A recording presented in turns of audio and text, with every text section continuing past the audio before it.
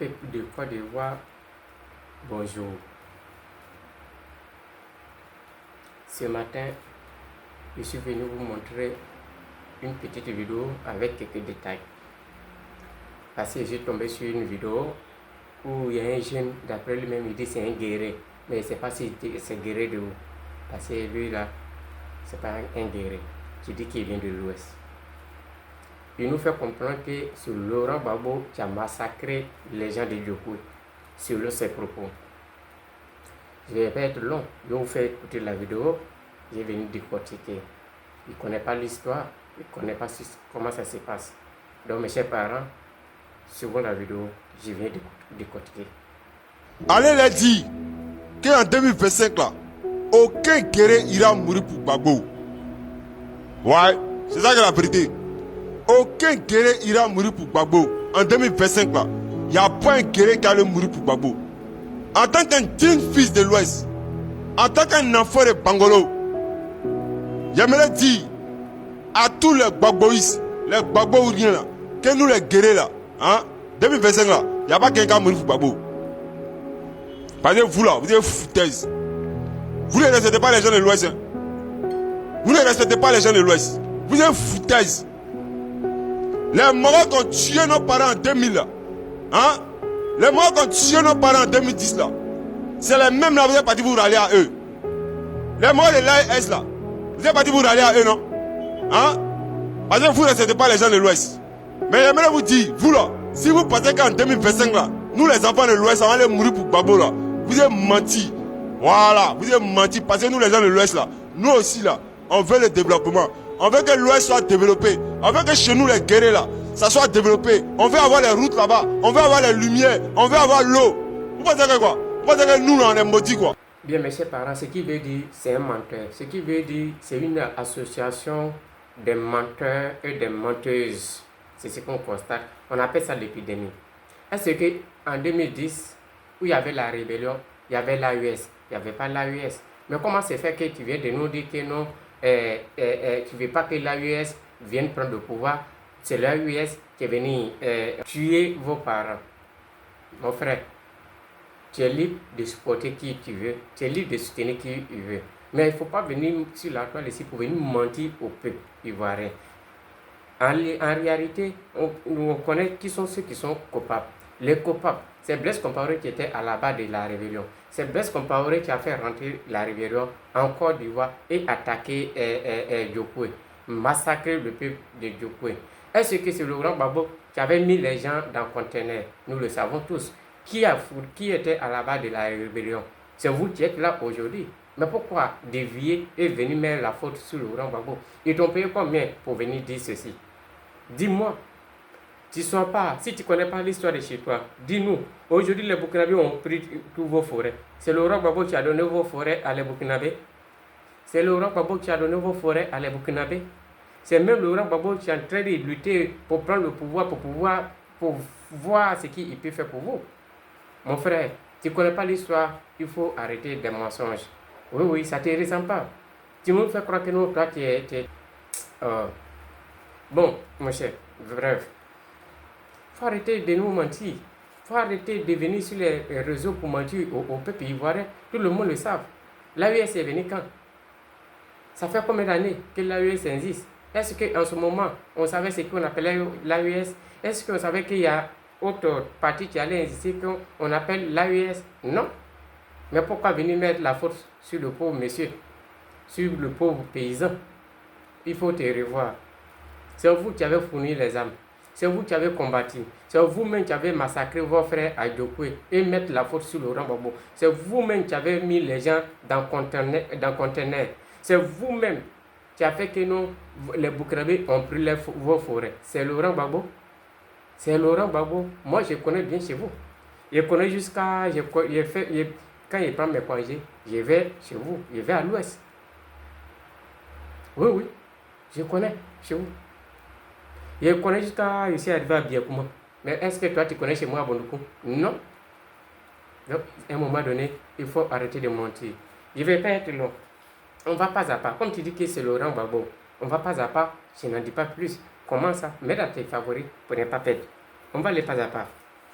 On parle de Laurent Gbagbo. Le temps de Laurent Gbagbo, allons-y pour calcul rapide. Le temps de Laurent Gbagbo, le prix du café cacao est fixé à 2800 francs le kilo. Laurent Gbagbo paye le kilo de café cacao à 1200 francs le kilo. Ce qui veut dire que Laurent Gbagbo recevait seulement que 1600 francs dans la caisse de l'État. Pas à part, calcul rapide. Le temps de le président Alassane Dramane Ouattara, M. Di 20 ans Maka. Le prix mondial du café cacao, c'est 8140 francs. Les paysans reçoivent 1800 francs. Alassane Dramane Ouattara, M. Maka, 20 ans, reçoit 6340 francs. Frère, est-ce qu'un paysan peut s'en sortir? Mais pourquoi vous voyez la réalité en face et dévier la réalité? Pourquoi vous voyez la vérité en face et dévier la vérité? Avec tout cet argent-là, un paysan peut s'en sortir comment? Le sac de riz coûte combien? Le temps de Gbagbo, le sac de riz coûtait combien? Est-ce que quelqu'un, on vient acheter son cacao à 1800 francs le kilo? Tu vas payer un sac de riz à 28 000, à combien de mille? Il va s'en sortir quand? Il va payer les employés comment? Frère, mais à un moment donné, on n'a qu'à revoir les choses pour réparer nos erreurs. C'est très important. Comment ça? Mets dans tes favoris pour ne pas perdre. On appelle ça l'épidémie. Ça vous a contaminé vous tous. Ce n'est pas de vos fautes. Écoute celui-là aussi. Il maudit d'un lobby, il a fait quoi? Il a fait quoi? Il a fait quoi? Il s'est sacrifié pour la paix ivoirienne. Sacrifié pour la paix dans la sous-région. Sacrifié Accra 1, Accra 2, Makoussi 1, Makoussi 3, Makoussi 5. Hein? Tout ça là on a vu. C'est à cause de quoi? L'intérêt de Accra 1, Makoussi, toutes ces négociations là, c'est à cause de quoi? C'est à cause de quelque chose que les Ivoiriens n'ont pas resté en paix. Tous ces Makoussi ou quoi que ce soit. C'est à cause de quelque chose. Mais la chose est déjà arrivée. Normalement, même là, les dirigeants de CEDEAO n'étaient pas là. CEDEAO était là, on envoie sur les réseaux, on voit les habitants de l'AES qui sont en France. Que ouais, l'AES, le Mali, Burkina, Niger, l'AES n'a pas venir rejoindre CEDEAO. Que sinon, ça va les compliquer. Si vous voulez mourir en France là-bas, non, ça fout de vous, hein. Habitants de l'AES qui est en France là-bas, là, ceux qui veulent n'ont qu'à rester là-bas. L'AES va jamais rejoindre CEDEAO. Depuis combien d'années Burkina est en train de crever de terrorisme? Quand les terroristes, un bandit vient te dire qu'il faut payer l'argent avant d'être en paix dans ton propre pays. Maintenant, il y a les chefs d'État qui sont assis ici, ça. Ils sont là en train de, chaque fin du mois, ils prennent l'argent du peuple pour aller donner à les terroristes, laisser le peuple. Pendant 26 ans, Blaise n'a pas fait ça pendant 26 ans. Le Burkina a gagné quoi? S'il prenait cet argent qu'il donnait à les bandits payer des armes pour s'armer pendant 26 ans, est-ce que Ibrahim Traoré allait avoir travail à faire? Si les IBK, les ATT là, les Modibo Keïta, les présidents anciens là, et tous avaient la mentalité comme ça, tu crois que la Assimi Goïta allait avoir souci avec le terrorisme?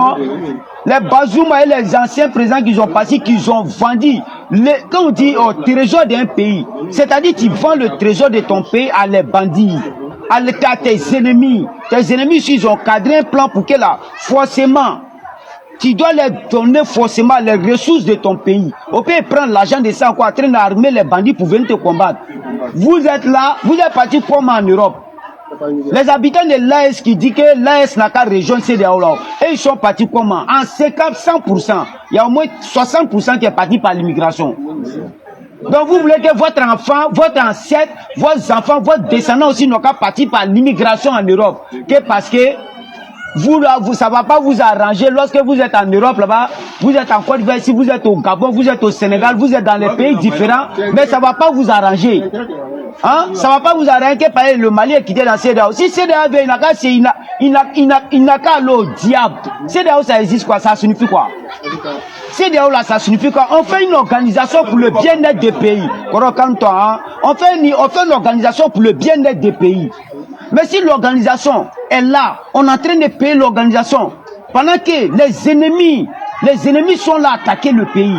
Les fils des pays sont en train de fuir. Les enfants des pays sont en train de fuir les pays à cause des ennemis et à cause des colonisateurs encore.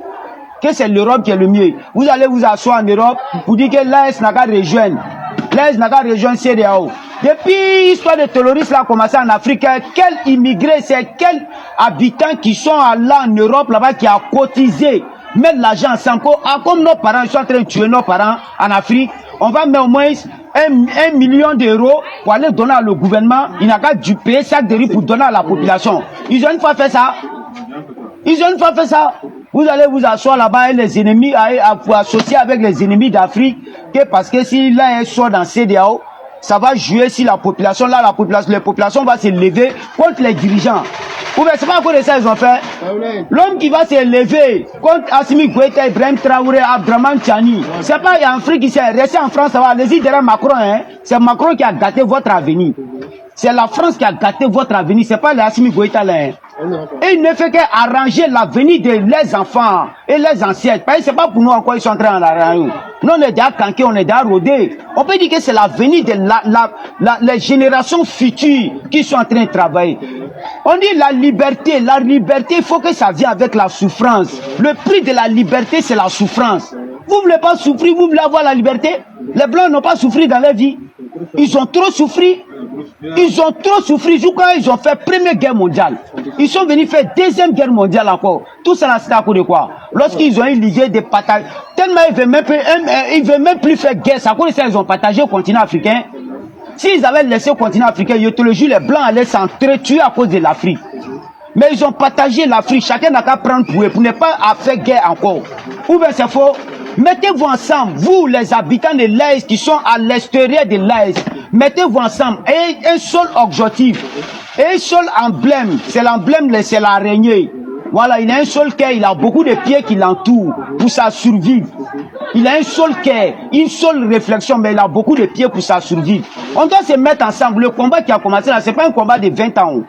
C'est pas un combat de 30 ans. C'est un combat de 60, c'est presque 100 ans. 100 ans, avant que ça va se régler, 100 ans. L'homme qui est fatigué, qui ne peut pas rester en Afrique, il n'a qu'à aller en Europe. Il n'a qu'à aller en Europe, hein. Voilà, il n'a qu'à laisser Assimi Goïta faire son travail, Ibrahim Traoré faire son travail, Abdraman Tchani faire son travail.